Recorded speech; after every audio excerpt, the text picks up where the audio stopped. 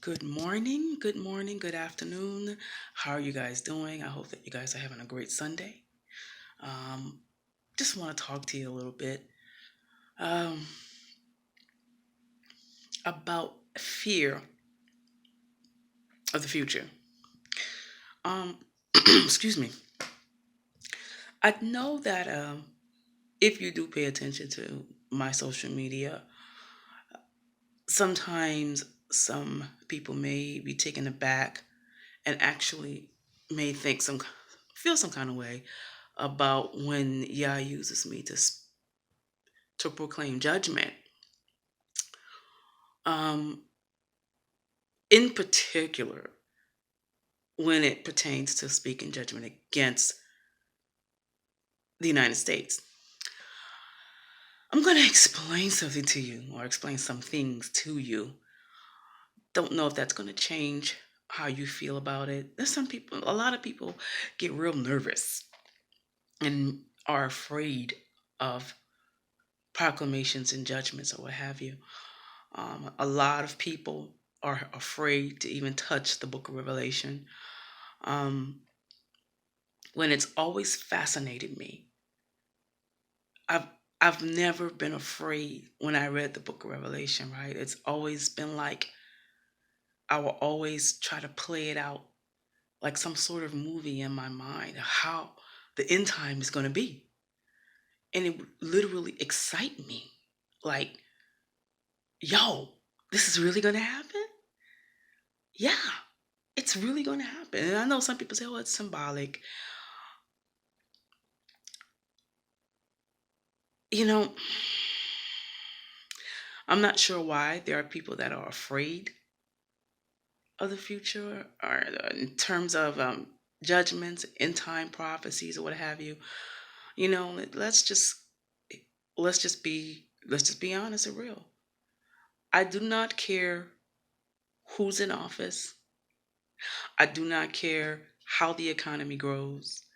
I do not care what we do on this earth. And I'm not saying that we're not supposed to function in this earth realm. We're not supposed to get a job and be productive members of society and be the best parents that we know how to be and what have you. We are supposed to function in this realm. This is where God put us and placed us in this time in history for his purpose. But we have to realize that everything that's done on this earth realm is just temporary. It's temporary. It is not forever. Eternity is forever, right? And so, because I look at it that way, I guess it doesn't scare me. It really, when you know whose you are and you know where you're going, you know who you belong to, you know that you know that you know that you know that you're saved. The future does not frighten you that way. And so when I speak the proclamations and the judgments, I speak it boldly because I know who I am. I know who I belong to. And no amount of what we call success in this life and in this world is going to change that. Excuse me. It's not going to change a thing. I don't care how many degrees we obtain. I don't care if we get married and stay married for 80 years and all our kids and grandkids and great grandkids are just wonderful and successful. All of that eventually is going to come to an end. And I think a lot of us forget that. And I expect people who don't know Yah, who are not saved, who are in the world to not get that because they're of the world.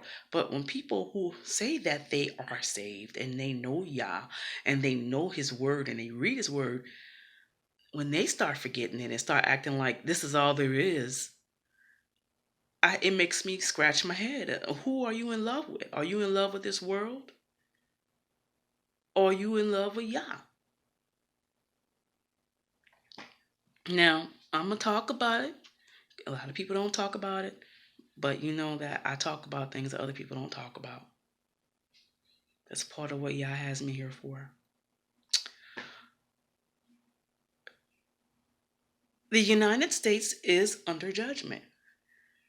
And that's not something that's going to change. That no one's going to escape that.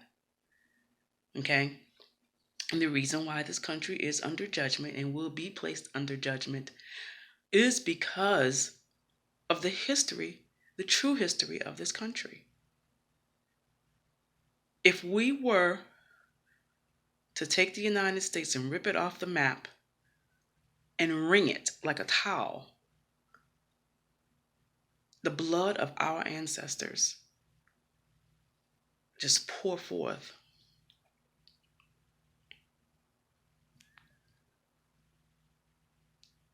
And Yah is he's just. Do you understand what I'm saying to you?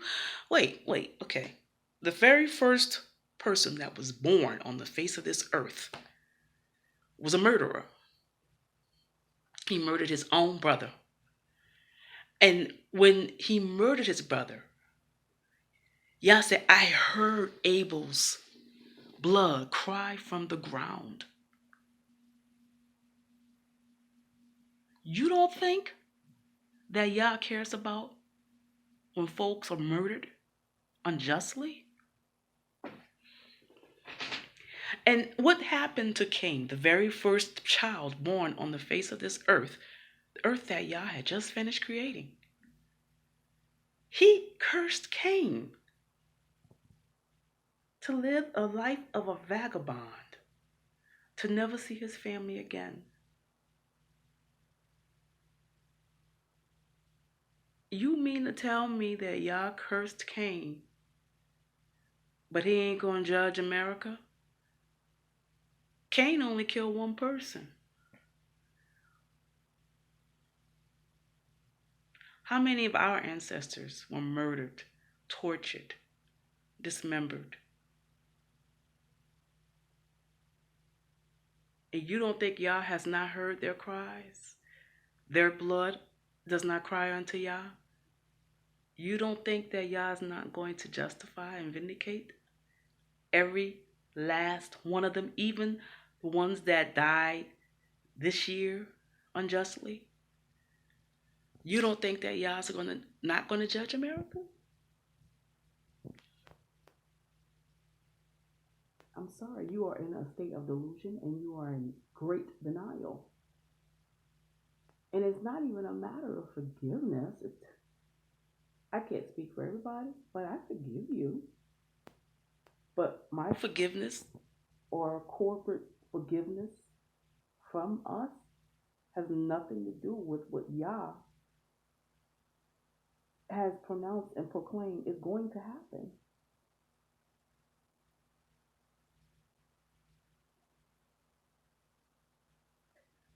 And I think because a lot of people are just for whatever reason unaware of that, ignorant of that, or whatever, that's why people get afraid. You know, when Yah sent Jonah to Nineveh, Yah had pronounced judgment against Nineveh. And the only way that Nineveh was spared judgment was when Nineveh, from the leader on down to the baby, got on their face and repented. That was the only way that Nineveh was saved. And America has not done anything like that. Its leader has not repented. And everybody else, well, it wasn't me. Why should we have to pay for what they did? We didn't do it.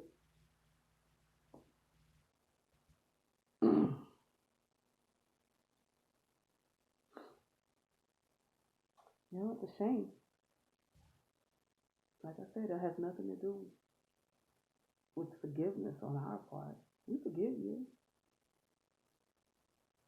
Come on, really. I mean, think about it. Just because we talk about it doesn't mean we haven't forgiven you of it.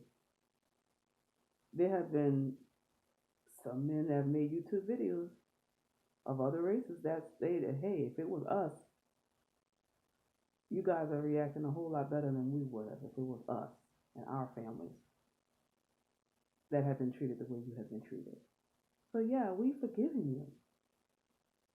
But like I said, if you haven't repented, then you still got to deal with Yah. You still have to deal with repenting before Yah. That's the only thing that's going to save America. It's not voting Trump back in office. It's not impeaching Trump from office. It's not removing him from office. It's not voting a woman into the office. It's not voting another African American. If this country does not repent of the racism that was inflicted upon us and the racism that we deal with today, Yah is going to judge this country. He's judging it. It's the only hope for America. Period. Now I could walk around in peace, joy, and not even bat an eye. Or I bat my eyes because that's just something I do. But you know what I mean. Because I know that Yah has me. He has us. But for those who really like, oh, don't be afraid. Just repent. That's all. Do you remember Ghost, the movie Ghost? I'm gonna go talk about this a little bit. I'm gonna let y'all go. Y'all remember what happened in Ghost, right? You know, Patrick Swayze, you know, and going out with Demi Moore and Carl, his best friend, had, then Patrick Swayze got murdered because it ended up being that his best friend had set him up, was trying to get some sort of information from him so that he can get money, right? Because they all worked in the same company, and Patrick Swayze had the information that Carl needed to make millions of dollars. So he was driven by greed. Killed his best friend. It was an accident. His best friend wasn't supposed to die in the deal. He was just supposed to get robbed. But the dude who was supposed to rob him ended up killing him. Shot him. And we all know, I'm sure all of us have seen Ghost by now. The end of the movie, Patrick Swayze ends up being a ghost, and he tries to save Molly and Whoopi Goldberg, and and we remember. Do you remember the scene when Patrick went to save Molly, and he tried to reach out to his friend in the way he knew how, while protecting Molly, and said, "Say, bro, you don't know what you got yourself into. You don't know about this other realm, but there is a hell, and it's real." He couldn't tell him all that, but he was trying to help his friend, even though his friend was the reason why he was dead. And his friend felt bad. His friend had a guilty conscience and all, but he got more and more evil, and he tried to cover up evil with more evil, and tried to kill Molly, tried to kill Whoopi, and tried to do this and do that, and he was driven by greed. It's amazing what greed will do, huh? And we all know Carl ended up dying, getting impaled by the broken window. And then that's when he saw his friend, and his friend was like, "Bruh, you don't know what you just got into, man." And we all remember the scene when the demons come and get Carl and pull him into hell, into the abyss. And the reason why he was driven into the abyss was because he was driven by greed. Even though he felt guilty while he was alive, even though he knew, he had a guilty conscience and he was all nervous or whatever, but he wouldn't repent, and he kept just doing more evil, and he wouldn't repent. And he was driven by greed. It was all because of greed, because he wanted that money. There's a lot of people that are driven by greed. They know what they did to us and our ancestors was wrong. They feel guilty. I don't care what they post on social media. I don't care what they get on TV and say during the interviews. When they lay their head down on their pillow at night, they feel guilty. They know they were wrong. They know their fathers and grandfathers were wrong. Some of them still got KKK paraphernalia in their houses from their grandparents. They feel mad guilty about it. But what drives them to keep up the systems that continuously oppress us is greed. It's just plain old greed. So that's why they won't repent. And they just don't know. They just don't know. The more that greed drives you, the more you not only you're nailing the coffin shut for you, but your soul is in danger of hellfire.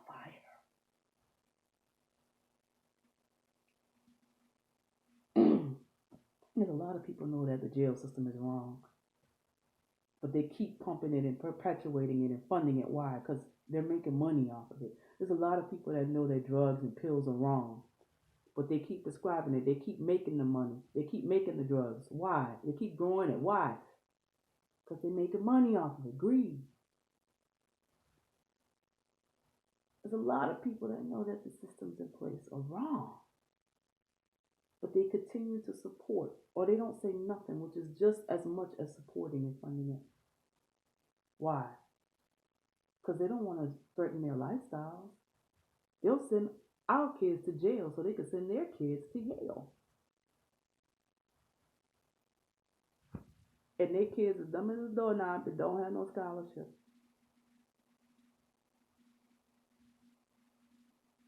Don't be driven by greed. Repent. You know it's wrong. Speak up. Do something. Make a difference.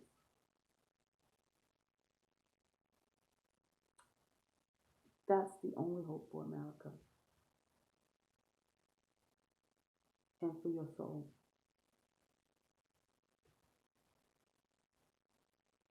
Y'all have a great day.